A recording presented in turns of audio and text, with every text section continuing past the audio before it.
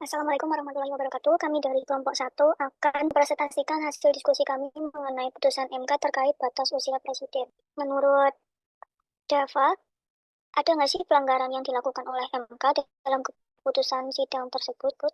Baik, menurut saya sendiri terkait dengan apakah ada pelanggaran yang dilakukan oleh Mahkamah Konstitusi terkait dengan putusan nomor 90, menurut saya sendiri ada, bahwasanya dalam isinya itu menjelaskan kepala daerah di bawah usia 40 tahun dapat mengajukan diri sebagai calon presiden atau calon wakil presiden asalkan mereka pernah atau sedang menjabat sebagai kepala daerah.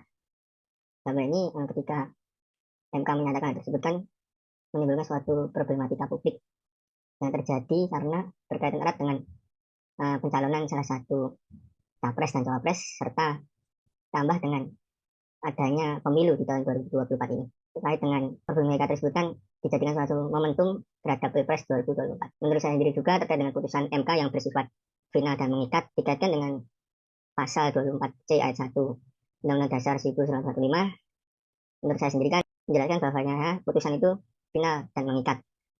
Dalam hal ini tidak ada yang bisa mengoreksi terkait putusan MK tersebut. Sebenarnya dalam Undang-Undang MK sendiri kan dikenal salah satu konsep yaitu bisa tidak sah ataupun tidak bisa sah. Pada saat putusan MK itu tidak diucapkan pada sidang terbuka untuk umum, konsekuensinya jelas batal demi hukum. Kemudian ada konsep yang tidak sah, itu konsekuensinya batal demi hukum. Dalam Undang-Undang Kekuasaan Kehakiman, terkait dengan putusan tidak sah, itu bukan hanya berkaitan dengan sidang yang diucapkan terbuka untuk umum. Terkait hal tersebut, ketika MK menerima salah satu permohonan gugatan tersebut kan erat dengan berbenturan dengan kepentingan, seharusnya kan hakim dapat mundur dari perkara tersebut. Ketika dikaitkan dengan prinsip ketidakberpihakan dalam kekuasaan kehakiman kan dikatakan wajib mengundurkan diri dari persidangan apabila hakim itu mempunyai kepentingan langsung atau tidak langsung terhadap perkara yang diperiksa. Jika hakim mempunyai kepentingan tidak mundur, sesuai dengan pasal 17 ayat 5 dan 6, putusan dikatakan tidak sah. Harus disimpulkan dalam ini tidak mundurnya terhadap perkara terkait dengan putusan MK yang sejatinya itu erat dengan kepentingan salah satu pihak terkait hal tersebut.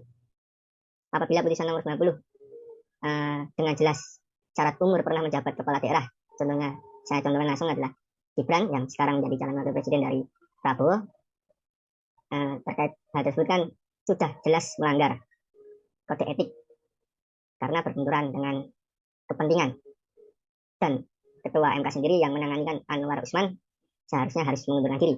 Di dalam prinsip ketidakberpihakan ketika dikaitkan dengan prinsip tersebut kan imparsialitas itu jelas dikatakan bahwa seorang hakim konstitusi harus mengundurkan diri kecuali dia itu memiliki kepentingan keluarga atau memiliki kepentingan di dalam putusan terhadap perkara yang diambil. Contohnya putusan nomor 90 yang tadi sudah dijelaskan, yang saya sudah jelaskan.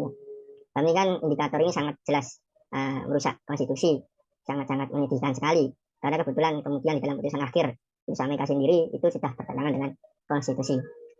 Menurut saya begitu, Mbak. Oke, baik. Kalau menurut Farhan, ada nggak kalau menjadi hakim MK, upaya apa sih yang dapat dilakukan untuk menyelesaikan persoalan yang terjadi? Oke, baik. Terima kasih Mbak Nina. Izin menjawab. Eh, Jika saya menjadi hakim MK, sesuai dengan penjelasan pasal 10 ayat 1 Undang-Undang Mahkamah Konstitusi, bahwa putusan Mahkamah Konstitusi bersifat final, yakni putusan Mahkamah Konstitusi langsung memperoleh kekuatan hukum sejak pertama kali diucapkan dan tidak ada upaya hukum yang dapat ditempuh.